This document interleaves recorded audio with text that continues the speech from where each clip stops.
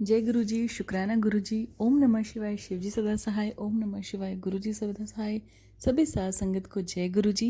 गुरु जी का अनंतम अनंतम अनंतम शुक्राना और आप सभी संगत को जय गुरु जी। संगत जी, अगर आप भी अपना सत्संग शेयर करना चाहते हैं, साफ आवाज़ में रिकॉर्ड करके या शब्दों में लिख कर आप दिए गए नंबर पे जो फ्लैश हो रहा है उस पर सेंड कर सकते हैं।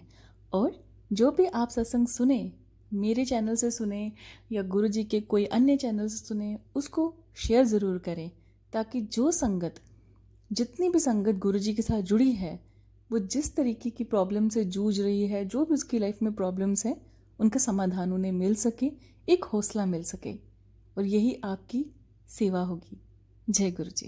बोलो गुरु जी को कि मेरी नॉर्मल डिलीवरी हो। तो गुरु जी ने बुलाया मेरे को, बोले भाई डॉक्टर क्या डॉक्टरी कर रहे हैं यहाँ पे।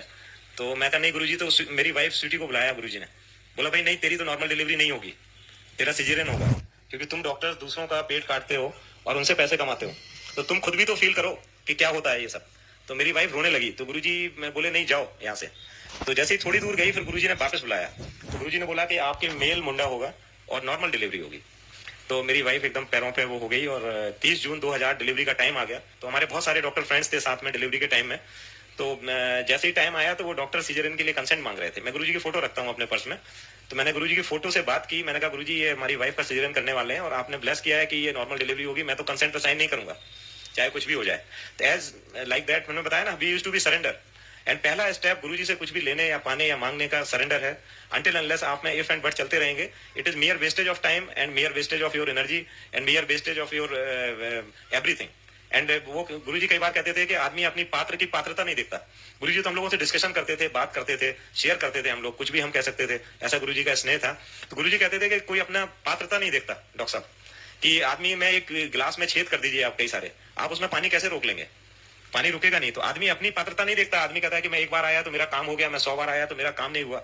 आप अपने को खंगालिए, अपने हृदय को देखिए, अपने दिल को देखिए, अपनी पात्रता को देखिए, अपने सरेंडरेंस को देखिए। विश्वास मानिए ये केवल एक जगह मैंने अपने वर्ल्ड में देखी है। मैं 1000 स्पिरिचुअल लोगों को जानता हूँ, आप जिसका नाम लीजिए मैं उनके साथ बैठा हुआ हूँ। इस्कॉन के चीफ के साथ, स्वामी नारायण के चीफ के साथ, आप जिसका नाम लीजिए, हम सबके साथ प्रभु की लीला और गुरु जी के आशीर्वाद से, गुरु जी ने जहां बिठा रखा है उस कृपा से हम हर जगह बैठे हुए हैं।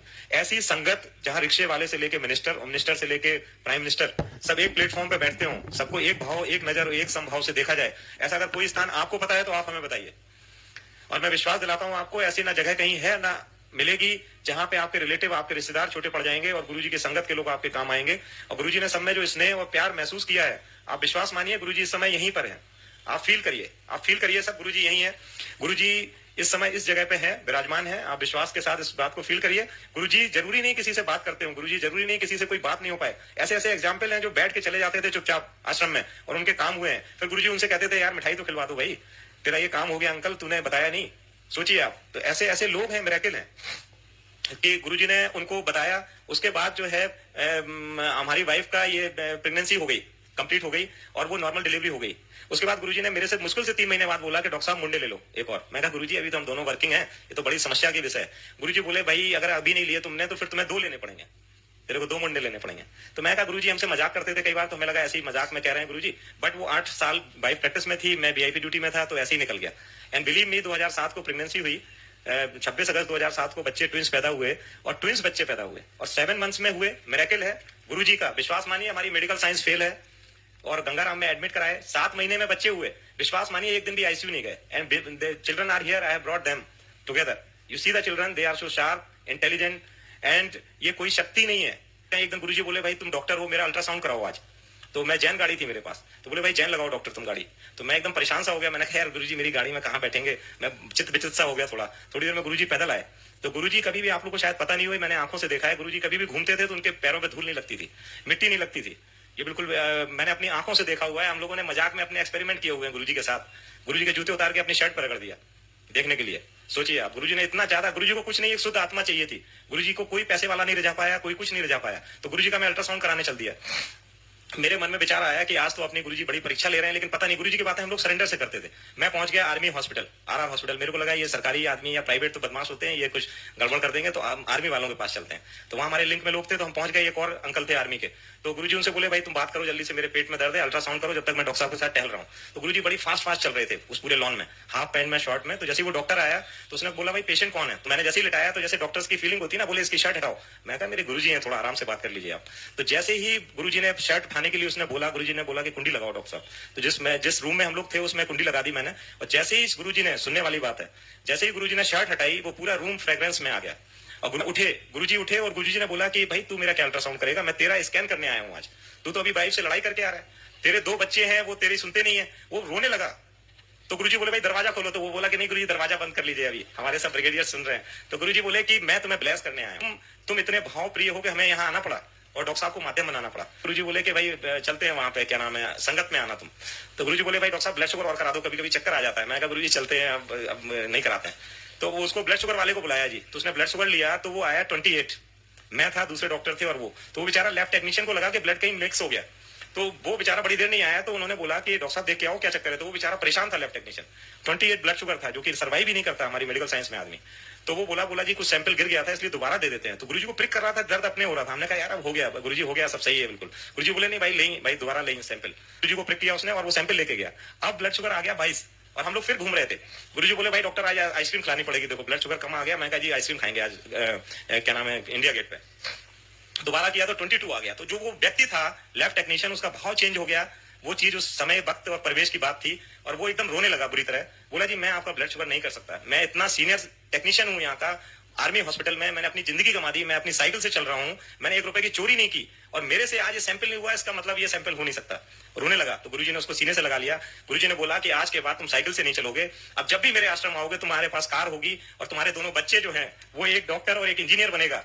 और आज के बाद तुम्हारी इस वक्त के बाद ये तुम्हारी चीजें सब खत्म है। और विश्वास मानिए गुरुजी ने उसे 15 दिन बाद बुलाया था और विश्वास मान के चलिए आप 15 दिन के पहले उसको कोई उसका पीएफ का पैसा फंसा हुआ था वो मिल गया। और उसके बाद वो कार से अपने बच्चों के साथ गुरुजी के आश्रम आया और गुरुजी उसके बाद उसके दोनों बच्चों का सिलेक्शन हुआ। और वो बेचारा जो है, मतलब जब गुरुजी के आता था तो वो गुरुजी के ऐसे गिर पड़ता था, क्योंकि उसका भाव कोई नहीं समझ सकता। जो हम लोग 2-3 लोगों ने देखा था सिर्फ वो समझ सकता था। एक उमेश सहगल जी थे आईएएस दिल्ली में, तो वो चीफ सेक्रेटरी गुरुजी ना संगत से जैसे कार्ड ले लेते थे। सपोज मेरे यहाँ किसी की मैरिज है तो 100 कार्ड रखवा लेते थे गुरुजी और लिख देते थे भाई doctor Anil Agarwal, doctor to chief minister रहना है, कुछ भी ऐसे। तो उसको लिख दिया chief secretary government of Delhi NCT. तो वो आया एकदम बहुत ऑनेस्ट आदमी था। बोला जी मैं तो अभी सेक्रेटरी हूँ जी, मैं तो आऊंगा नहीं इस शादी में। तो ऐसे सपोज 1 मई को शादी थी और 15 अप्रैल को गुरुजी ने कार्ड दिया। गुरुजी ने ऐसे कार्ड देखा, बोले हाँ ये तो लिख तो गया गलत। बोले लेकिन मैं काटूंगा नहीं। तो बोला साहब मैं आऊंगा नहीं, मैं पक्का आईएएस हूं, मैं अगर ये तो मेरे कार्ड है नहीं तो मैं आऊंगा नहीं। गुरुजी बोले कोई नहीं रख लेंगे। विश्वास मानिए 30 अप्रैल को उसका प्रमोशन हो गया। 30 अप्रैल की रात में वो गुरुजी की संगत में आए तो गुरुजी ने पहला सेंटेंस इतने दिन बाद उनसे यही किया, भाई अंकल कल आ रहे हैं ना भाई शादी में।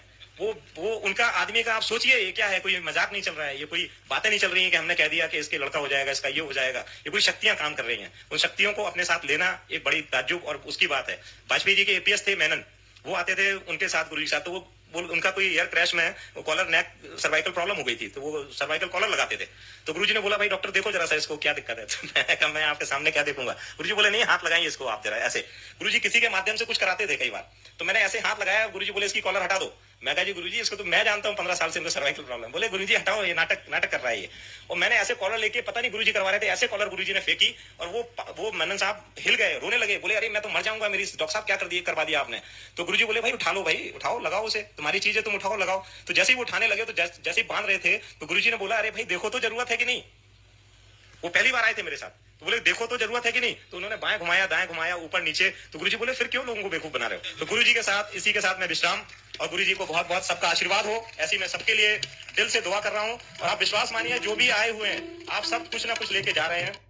गुरुजी संगत जी, मैं भी अपना एक सत्संग आपसे शेयर करना चाहती हूँ, जिसमें मैं बहुत ज़्यादा गुरुजी से गुस्सा भी थी और गुरुजी ने खुद आके मनाया भी और जो मैं चाहती थी वो दिया भी।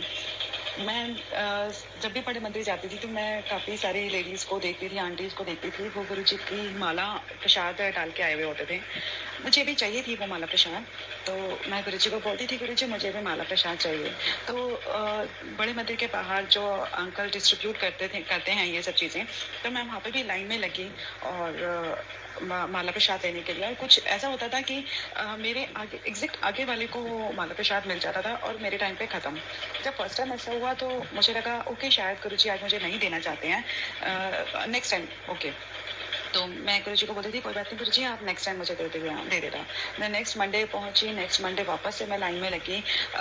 वो अंकल प्रवीण अंकल जो डिस्ट्रीब्यूट करते हैं वो माला प्रसाद ही डिस्ट्रीब्यूट कर रहे थे और फिर से ऐसा हुआ कि मेरे बिल्कुल एग्जैक्ट मेरे आगे वाले को मिल गया और मेरे टाइम पे ख़त्म। ओके, फिर भी मैंने कहा ठीक है गुरुजी आज भी मेरी किस्मत में नहीं होगा, आप नहीं चाहते होंगे मेरे को मिले। थर्ड टाइम में बिल्कुल ऐसा ही हुआ और फोर्थ टाइम में लगी, मैं फोर्थ टाइम में बिल्कुल एज इट इज ऐसा ही हुआ। फिर मुझे गुस्सा आ गया, मैं कहा, गुरुजी ये क्या तरीका है, आप ऐसा क्यों करते हो मेरे साथ, बिल्कुल आगे वाले को मिल रहा है और मेरे टाइम पे खत्म। एक बार हुआ, दो बार हुआ, तीन बार हुआ, चार बार हुआ, ऐसा नहीं होता। मैं कहा, गुरुजी अब आप मुझे दोगे ना तब भी नहीं लूंगी मैंने अब लेना ही नहीं है। मैं ये बात बोल के और चली गई और जैसे ही मैं घर गई हूँ नेक्स्ट मंडे में आई। तो नेक्स्ट मंडे जैसे ही मेट्रो से उतर के मैं ग्रामीण सेवा में बैठी थी।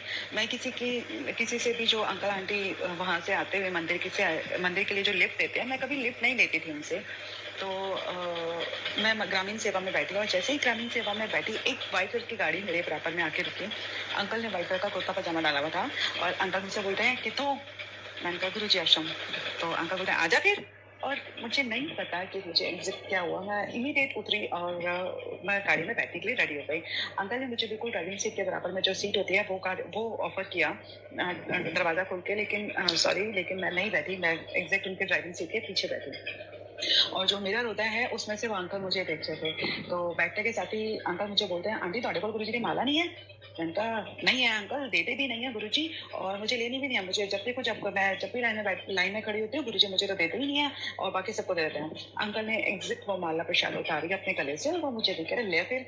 तो लेकिन वही ना नाराजगी एक तरफ और जब लालच आ जाता है वो एक तरफ, मैंने फटाफट से ले ली। तो मैंने कहा क्योंकि मैं टॉकेटिव बहुत हूँ तो मैंने उनसे बात करनी स्टार्ट की। मैंने कहा अंकल आपको कितना टाइम हो गया गुरुजी के पास आते हुए। उन्होंने स्माइल की तो उन्होंने बोला तू बता तुझे कितना टाइम हो गया आते हुए। मैंने कहा अंकल 7 दिसंबर 2015 का डिवाइन डे गुरुजी ने मुझे अपने पास बुलाया। वो स्माइल करते हैं मिरर में से मुझे देखते हुए बोलते हैं अच्छा तेरे को लग रहा होगा तो 7 दिसंबर से आ रही है। तो समझ में नहीं आ रहा क्या बोल रहे हैं, क्या बोला उन्होंने। ओके, अब मैं नेक्स्ट क्वेश्चन सोचने लगी। अंकल आप कहाँ से आ रहे हो। कह रहे तू बता तू कहाँ से आ रही है। मैंने कहा अंकल मैं कन्हैया नगर से आ रही हूँ। कहते अच्छा तो कन्हैया नगर से आ रही है। मैंने कहा अंकल आप कहाँ से आ रहे हो। कह रहे मैं पहले डुगरी विच रहंदा सी, फिर जालंधर, फिर दिल्ली और अब मैं घूमता रहता हूँ। तो मैंने कहा अच्छा आप टुकरी में रहते थे, आपको पता है गुरुजी को टुकरी में रहते थे, पहले गुरुजी का जन्म है ना टुकरी में हुआ था। कह रहे अच्छा तुझे पता है तो गुरुजी का जन्म टुकरी में हुआ। मैंने कहा हाँ। कह रहे मैंने कहा आप टुकरी में रहते थे फिर तो आपने गुरुजी को देखा होगा ना। मैंने कह रहे तूने नहीं देखा। मैंने कहा नहीं अंकल मैंने गुरुजी ने मेरे को अपने पास बुलाया ना तब तक गुरुजी फिजिकल फॉर्म में नहीं थे। मैं ये तो नहीं कहूंगी कि गुरुजी नहीं आए, लेकिन गुरुजी ड्रीम में तो आए, लेकिन मैं फिजिकली गुरुजी को देखना चाहती हूँ, वो नहीं देख पाई। आपने तो देखा होगा ना गुरुजी को। तो उन्होंने इस बात का जवाब नहीं दिया। स्माइल करते हुए वो मिरर में मुझे देखते हुए कहते चल ये इच्छा भी तेरी पूरी हो जाएगी। तो मैं कहा क्या बोल रहे हैं अंकल, समझ में तो आ ही नहीं रहा कुछ भी। तो मैंने कहा अंकल आप कब से आ रहे हो यहाँ पे, आपको क्या क्या एक्सपीरियंस हुआ यहाँ पे आके। तो कहते हैं तू बता तेरे को क्या क्या एक्सपीरियंस हुआ। मैंने कहा अंकल मुझे तो जीना आ गया, मुझे तो उसमें हंसना आ गया। ऐसा नहीं है कि प्रॉब्लम्स नहीं आ रही हैं, प्रॉब्लम्स तो आती हैं, लेकिन मेरे को हंसना आ गया। मेरे को प्रॉब्लम्स मेरे को मैं टच नहीं कर पाती। मैं अपने गुरु में रहती हूँ। आपको पता है गुरुजी ये हैं, गुरुजी वो हैं, और मैं बोलती जा रही हूँ, वो स्माइल करते हुए सुनते जा रहे हैं। तो मैंने कहा आपको पता है गुरुजी इतने अच्छे हैं। गुरुजी ने अपना केक मेरे को जिस दिन गुरुजी का बर्थडे था गुरुजी ने मेरे को पहले ही अपना केक खिला दिया था उस दिन सुबह सुबह ही ड्रीम में आके। तो कहते अच्छा तेरे को पहले ही खिला दिया, अच्छा है तो तूने खाया तो था ना। मैंने कहा हाँ मैंने खाया था ना। और बिल्कुल जब मैं मंदिर आई ना तो वही गुरुजी का केक यहाँ पे लगा हुआ था और गुरुजी का जो गुरुजी के केक का टेस्ट था वो भी एज इट इज था। कह रहे अरे वाह ये तो बहुत अच्छी बात है। तो यानी तो उसके गुरुजी की बेटी बन गई है। मतलब ये मुझे नहीं पता कि गुरुजी ने बेटी बनाया या नहीं बनाया, लेकिन हाँ गुरुजी ने अपना बना लिया मुझे। गुरुजी ने तो कह रहे अच्छा अब तेरे को गुरुजी से क्या चाहिए। उन्होंने मुझसे ये पूछा। मैंने कहा अंकल मुझे कुछ नहीं चाहिए गुरुजी से, मुझे सिर्फ गुरुजी के चरणों की सेवा चाहिए। मैं चाहती हूँ गुरुजी के चरण ना हमेशा मेरे माथे पे बैठे रहें। मैं कहाँ रखूँ? कह रहे मैंने कहा मेरे को ये समझ में नहीं आता अगर गुरु जी के चरण में रखूँ तो कहाँ रखूँ? कहते क्यों? मैंने कहा देखो मेरे हाथ पे मैं रखूँगी, मेरे हाथ तो वैसे ही ना कर्म इतने गंदे कर्म मैंने किए हुए हैं, तो मैं कहाँ रखूँ? और सर वो तो मेरे अहंकार और क्रोध से भरा हुआ है, तो उसके अंदर तो वैसे ही इतनी गर्मी निकलती रहती है। मेरे गुरु के चरण तो इतने कोमल हैं, इतने फूलों से भरे हुए हैं, फूलों जैसे हैं मेरे गुरु जी के चरण, वो तो मुरझा जाएँगे। तो मैंने कहा मुझे समझ नहीं आता कि मैं अपने गुरु के चरणों को कहाँ रखूँ? तो कह रहे अपने मन बीच रख ले। तो मैंने कहा मन में भी तो बहुत गंदगी भरी हुई है ना, पाप भरे हुए हैं, लोगों के लिए ईर्ष्या है, द्वेष है, क्रोध है, अहंकार है, गंदगी है। और मेरे गुरु तो गंदगी तो बिल्कुल पसंद नहीं करते। मेरे गुरु तो पता है आपको अंकल, मेरे गुरु को तो सफाई पसंद है, डिसिप्लिन पसंद है। तो वो कहते हैं अगर तेरे गुरु को सफाई पसंद है तो वो खुद साफ कर लेंगे तेरा मन और फिर खुद जाके उस पर बैठ जाएंगे। तो जब भी तू किसी सत्संग में जाया करे ना, और सत्संग में जब गुरु को बुलाते हैं ना, तो जो जो संगत गुरु को बुलाती है वो तो कहेगी कि गद्दी पे आओ विराजमान हो, लेकिन तू कहा था गुरुवर तो आप आके ना मेरे मन में विराजमान हो जाओ, आप मेरे मन में बैठो, इसमें गंदगी है इसको साफ करो और मेरे मन को मंदिर बनाओ। मैंने कहा हाँ अंकल जी आपने बहुत अच्छा किया, कहा है कि सच में अब जब गुरुजी को बैठना है तो वो खुद ही साफ करेंगे, मैं क्यों साफ करूं? तो हंसने लगे वो। फिर इतने मैं बात करते करते बड़ा मंदिर आ गया। बड़े मंदिर में आके मैं पार्किंग में उतरी और मैंने उनको अंकल को बोला uncle thank you so much. अब जब कोई लिफ्ट देता है तो उसको थैंक यू बोलते हैं ना, तो अंकल ने बोला अच्छा चल चल। तो मैंने कहा कैसे अंकल ना मैंने कहा कैसे रूड बोले चल चल। तो मैं आगे चलने लगी। तो आप जानते हो ये पार्किंग एरिया में ना थोड़ा ऐसा है ऊबड़ खाबड़ सा, तो मेरा पैर हल्का सा ट्विस्ट हुआ। मैंने पीछे मुड़ के देखा, ऐसा लगता है ना कि सामने वाला हंस रहा है, तो मैंने पीछे मुड़ के देखा, पीछे में देखा कि वो गाड़ी नहीं। तो मैं चारों तरफ देख रही थी कि वो गाड़ी कहाँ है, व्हाइट मारुति 800 थी। मैं सारे में देखी वो गाड़ी नहीं मिल रही थी मुझे। वहाँ पे जहाँ पे मैं उतरी थी वहाँ पे एक सेवादार अंकल खड़े थे। मैं वहाँ पे गई, मैंने कहा अंकल यहाँ पे ना एक व्हाइट मारुति आके रुकी है, वो गाड़ी कहाँ है? तो कह रहे आंटी कोई गाड़ी नहीं आके रुकी। मैंने कहा अंकल रुकिए मैं उसी में से तो उतरी हूँ, अभी तो उतरी हूँ रिसेंटली। कह रहे आंटी सबसे पहली बात है कि मंडे को कभी भी कोई भी गाड़ी जो प्राइवेट गाड़ी होती है वो अंदर एंटर ही नहीं की जाती है, सिर्फ शटल सेवा चलती है या फिर ग्रामीण सेवा अंदर आती है। तो मैंने कहा अंकल मैं आई हूँ, अभी तो आई हूँ, उससे मैं तो आई हूँ। कह रहे आंटी चलो बहुत भीड़ हो रही है, ऐसा कुछ नहीं है, कोई नहीं आया, कोई गाड़ी नहीं आई है। और उन्होंने मुझे पागल समझते हुए आगे कर दिया। लेकिन उस टाइम के मेरे साथ कौन थे? आई विश मैं उस टाइम पे जब मैं गाड़ी में बैठी थी तब मैं उनको समझ पाती, मैं तो पकड़ लेती। फिर तो गुरुजी ने एक्चुअली मैंने गुरुजी को फिजिकली देख लिया और वो बिल्कुल सच में अपने गुरुजी जैसे थे, वैसे ही स्माइल, वैसे ही बोलना, वैसे ही मैं फिजिक में तो कहूंगी स्लिम थे, पतले थे, बिल्कुल सूखे हुए थे, लेकिन सच में आज भी मेरी नजरों में वो गुरुजी का जो फिजिक है, गुरुजी की जो फीचर्स हैं, वो जो आए थे वो मेरे सामने हैं। जय गुरु जी।